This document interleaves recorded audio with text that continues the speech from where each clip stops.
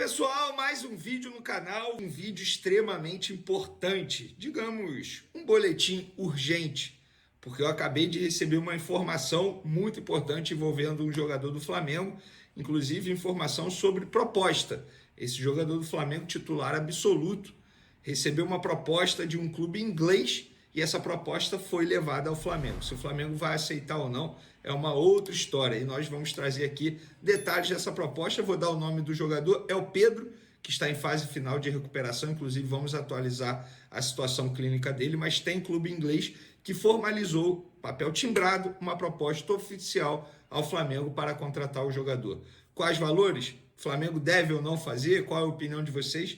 A gente vai falar no vídeo de agora. Também vamos atualizar a situação do Matheus Gonçalves, jogador que foi campeão mundial sub-20, se destacou no jogo do Flamengo diante do Olympiacos no Maracanã, vitória por 2-1, foi campeão mundial, se emocionou após a partida e pode ir para o Red Bull Bragantino. O Red Bull Bragantino aumentou a proposta ao Flamengo. Nós vamos trazer também aqui no vídeo de agora os valores, quais condições são, e aí eu vou querer saber a opinião de vocês se vale ou não a pena vender esse jogador para o Red Bull Bragantino. Isso tudo e mais um pouco mais. Então, vamos para as informações. Antes de falar da proposta do clube inglês pelo atacante Pedro, atualizando a situação clínica dele, hoje ele foi a campo, fez um trabalho com bola no campo, mas a tendência é que ele não fique à disposição no jogo de quarta contra o Bahia e fique à disposição no jogo do final de semana contra o Corinthians pelo Campeonato Brasileiro, jogo no domingo, dia 1º de setembro, lá na casa do Corinthians. Inclusive, esse jogo, uma observação, pode render uma grana ao Flamengo, porque se o Corinthians escalar o goleiro Hugo Souza para esse duelo com o Flamengo, o Corinthians é obrigado a pagar ao Flamengo até 24 horas após o apito final o valor de R$500 mil. Aquela cláusula que vocês conhecem, eu gosto de chamar de cláusula Rodinei, porque o Internacional, na ocasião, pagou R$1 milhão ao Flamengo para poder escalar o Rodinei, e o Rodinei acabou sendo expulso na ocasião, vocês se recordam muito bem. Campeonato Brasileiro de 2020, se não me engano. Mas, enfim, o Pedro foi a campo e deve ficar à disposição para o jogo contra o Corinthians no final de semana, e já já a gente fala sobre a proposta que ele recebeu. E o Gabigol também foi a campo, mas fez trabalhos com a fisioterapia. Esse jogador está um pouco mais distante de retornar, se a gente fizer uma comparação com a situação do Pedro. Já o Arrascaeta nem a campo foi, ficou na parte interna, também fazendo trabalhos na piscina com a fisioterapia. Esse está mais longe ainda de voltar, vai demorar um pouco mais, até porque ele se lesionou depois de Pedro e Gabigol, né? Pedro e Gabigol se lesionaram juntos, mas a lesão do Gabigol foi um pouquinho mais grave que a do Pedro. E o Pedro também foi convocado para a seleção brasileira. Teoricamente, se ele não se recuperar a tempo, o próprio Dorival Júnior, treinador da seleção, falou isso, ele será cortado. Vamos agora para as informações principais do vídeo. Só um adendo para quem não viu no vídeo anterior, comentando agora, o Tite também retornou hoje depois do susto que ele teve em relação à arritmia cardíaca no jogo, após o jogo contra o Bolívar, passou mal, chegou a ficar internado, e enfim, bom retorno ao técnico Tite, está à disposição novamente do Flamengo. Vamos lá, galera, vamos para as informações principais. Vou começar falando do Matheus Gonçalves, que já se tornou novela o interesse do Red Bull Bragantino. Vocês sabem muito bem que o Bragantino já fez algumas ofertas ao Flamengo, todas foram recusadas, não agradaram ao Flamengo. O valor até está ok, mas o Flamengo tinha recusado por conta dos direitos econômicos. A última proposta do Flamengo, vocês sabem muito bem que foi uma proposta por 70% dos direitos econômicos do atleta. Na ocasião, os valores agradaram, mas a divisão do percentual não foi aquilo que o Flamengo desejava. Agora, o Red Bull Bragantino aumentou a proposta ao Flamengo, tá? Antes, o que era um valor fixo, agora o valor é maior. Vamos lá, a nova proposta do Red Bull Bragantino, feita nesse final de semana, inclusive, 7 milhões de euros de maneira fixa, certo?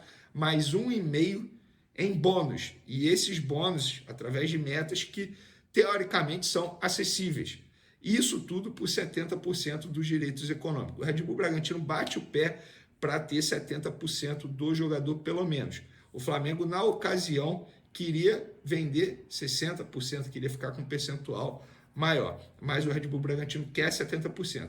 Essa nova proposta é o maior valor até o momento, por 70%. O Flamengo vai aceitar? A gente não sabe. A diretoria, no caso, Marcos Braz e Bruno Spindel, estão na Europa e essa resposta será dada após o retorno deles. Eles não vão demorar muito lá, não. Essa semana eles já retornam.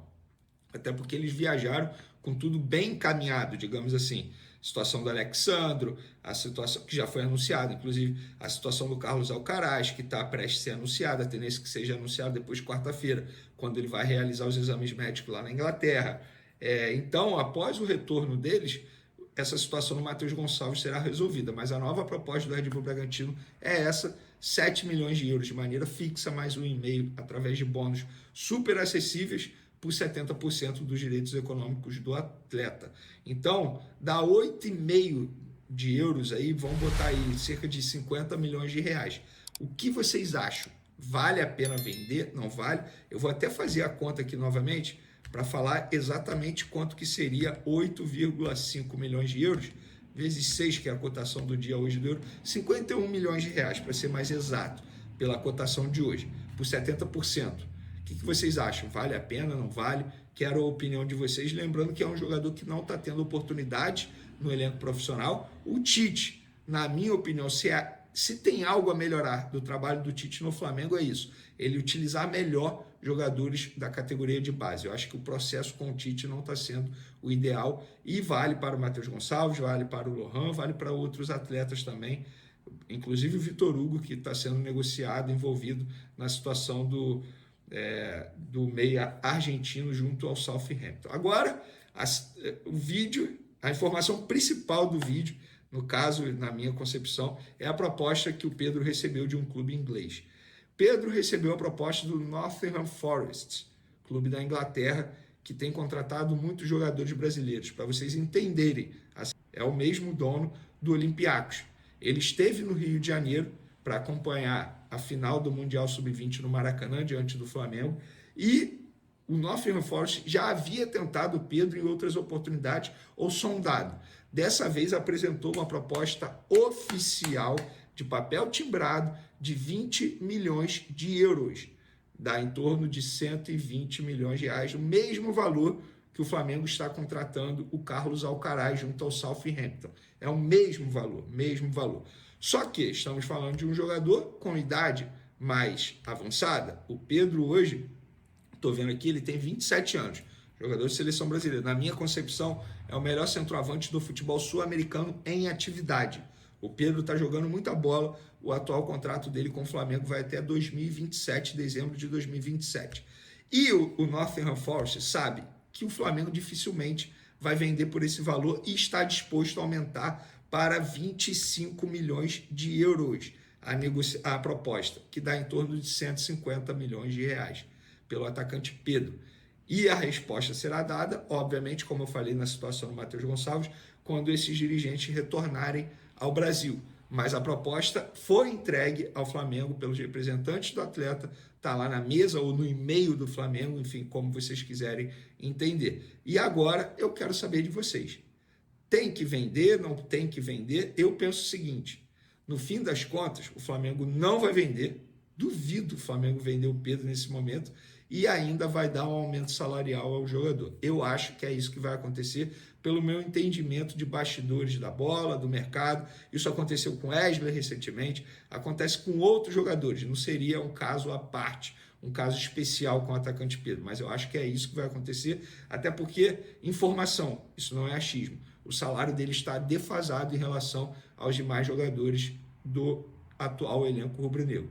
Ele ganha menos que o Gabigol, atualmente ele está performando muito mais que o Gabigol, ele está ganhando menos que o Michael chegou agora, vai ganhar mais do que ele, então ele tem um salário defasado. Então, pelo meu entendimento, isso já não é informação, é meu achismo, a informação é o salário defasado. Eu acho que no fim das contas ele vai ter uma renovação de contrato e um aumento salarial, porque ele é um cara extremamente feliz no Flamengo e no Rio de Janeiro.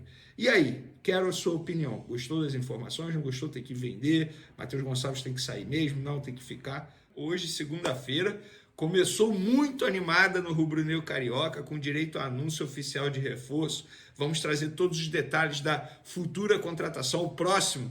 Depois do anúncio do Alexandre, o próximo será, provavelmente, o Carlos Alcaraz. Temos todos os detalhes envolvendo, inclusive, o Vitor Hugo. O jogador será negociado também nessa transação que o Flamengo está realizando para comprar Carlos Alcaraz, desculpa, que será a maior contratação, digamos, em números, né? A mais cara da história do Flamengo. Já já a gente vai falar os números, todos os detalhes dessa situação. Também vamos atualizar a situação do Gonzalo Plata, se está perto, se não está, como é que está essa situação. Então o Flamengo, na figura de Marcos Braz e Bruno Spindel, que estão lá na Europa, preparando aí o pacotão de reforços para essa reta final da janela de transferência que fecha no dia 2 de setembro. Vamos para as informações. Antes de mais nada, como ontem eu não fiz a live nem o vídeo pós-jogo, eu quero fazer um rápido comentário sobre dois jogadores.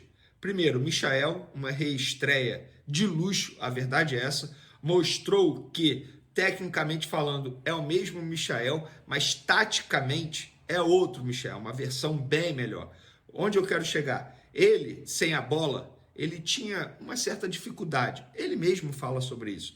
Lá no Al Hilal, durante esse período que ele teve no futebol árabe, juntamente com o Jorge Jesus, ele evoluiu bastante o jogo dele sem a bola, a parte tática.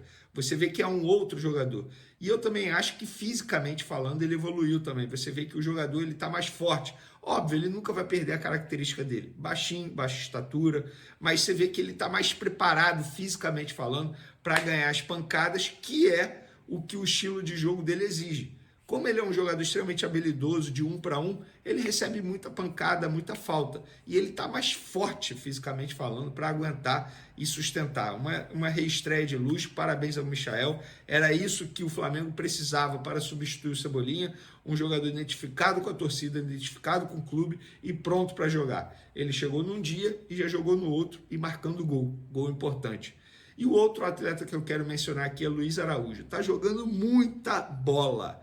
Parabéns ao camisa 7 do Flamengo, jogando muita bola. Um jogador que eu mesmo já critiquei, mas eu acho que as críticas eram justas naquele momento. Não o considerava pereba, nada disso. Só achava que ele tomava decisões erradas. A tomada de decisão dele era ruim e ele melhorou. Fisicamente ele sempre foi um bom jogador, taticamente sempre foi muito bom jogador, sabe muito jogar sem a bola, é um jogador extremamente importante. E agora, nos últimos jogos, tem sido ainda mais importante. Então, dois atletas. O ponto negativo, para mim, ficou no pós-jogo. A entrevista coletiva do Matheus Bach, que é sempre aquele lenga-lenga, tal como o pai dele, o Tite. Mas ele deu uma resposta ontem, falando sobre gols sofridos pelo Flamengo em jogada aérea, que eu não gostei nem um pouco. Acho que, para mim, está faltando uma autocrítica no trabalho da comissão técnica. Por quê? Quando ele foi questionado sobre mais um gol sofrido em bola aérea, sabe o que ele falou? Penso que a gente fez um bom jogo na bola aérea. Foi um pouco de infelicidade nossa bola bater no Alan e sobrar para o jogador deles. É algo que a gente tem trabalhado, tem evoluído, tem melhorado, mas não é um bicho de 7 cabeças e não é um termor muito grande. Matheus Bach, com todo respeito, você está tirando o torcedor para palhaço. Primeiro, vocês não estão evoluindo nesse quesito. Todo jogo é um Deus nos acuda, bola aérea defensiva do Flamengo. Vocês têm tomado gol assim. A bola não bateu no Alan. Foi o Alan que deu uma assistência para o adversário. A verdade é essa.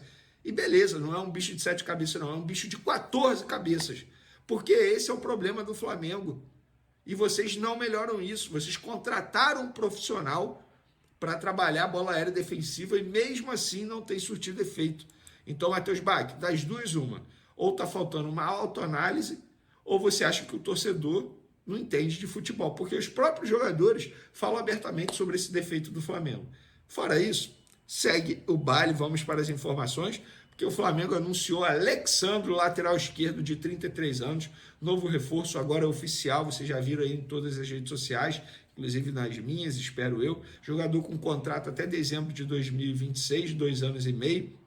Marcos Braz e Bruno Spindel, como a gente havia dito aqui, se reuniram com o jogador lá em Lisboa, em Portugal, onde ele estava curtindo as férias, e agora já trabalham na logística para ele vir ao Brasil. Ainda não está definido se ele vem sozinho na quinta ou se vem junto com os dirigentes, mas ele vai chegar essa semana para se apresentar ao Flamengo e iniciar a trajetória dele. Lembrando que o fator Tite foi extremamente importante. Ele tinha proposta de vários outros clubes, inclusive do Botafogo, rival do Flamengo aqui no futebol carioca, mas o fator Tite pesou no projeto para ele poder aceitar essa proposta do Flamengo. Outro jogador que está muito próximo de ser anunciado, a qualquer momento pode ser anunciado, é o Carlos Alcaraz, jogador de 21 anos, que pertence ao Southampton, que inclusive jogou com o Alexandre na Juventus, porque ele teve uma passagem por empréstimo pela equipe italiana, e o Flamengo vai pagar 20 milhões de euros ao Southampton, cerca de 123 milhões de reais para contratar esse jogador de 21 anos. E esse valor aí vai englobar também o mecanismo de solidariedade que é anterior ao Racing, no caso, que é o clube que tem o direito de receber esse valor de mecanismo de solidariedade da FIFA.